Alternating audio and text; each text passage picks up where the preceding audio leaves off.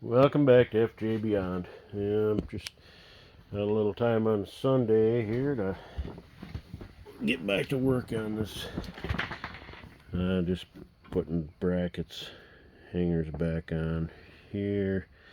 Just working on. I just got the grommets in place. I'm putting the tail lights and the rear signals back together, and then I'll move over to the other side and get those brackets and hangers put on. Then I gotta run the wiring back into the fender, tuck them back in the holders.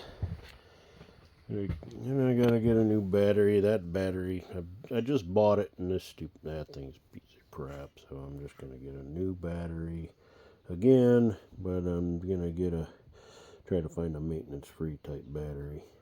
Those acid ones are just a pain in the butt to charge, and make them so they're not overcharged, and then they seep. Yep. So,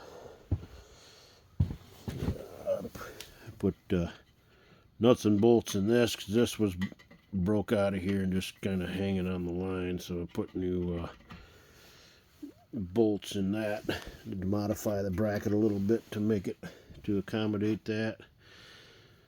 So because they were just little push pins in there before, push plastic things to clamp into the hole. So I fixed that. Had to take the tank apart because the old gas cap, original gas cap, came apart. So all the nuts and the bolts and the bottom part of the cap. Let me see if I can show you here. Yeah, I guess I can because I gotta have my key. Let's see here.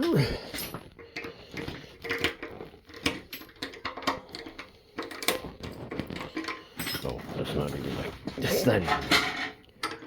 gas key. Stupid idiot. We'll break that.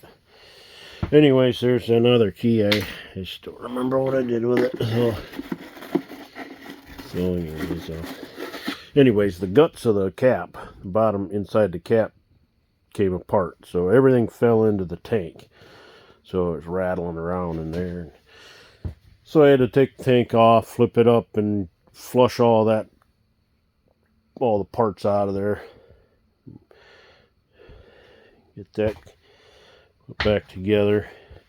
As you know, last time I got the valves all done. New gaskets for the valve covers. Oops, should probably plug my plug back in. I lost one of the little brass inserts for the covers under there.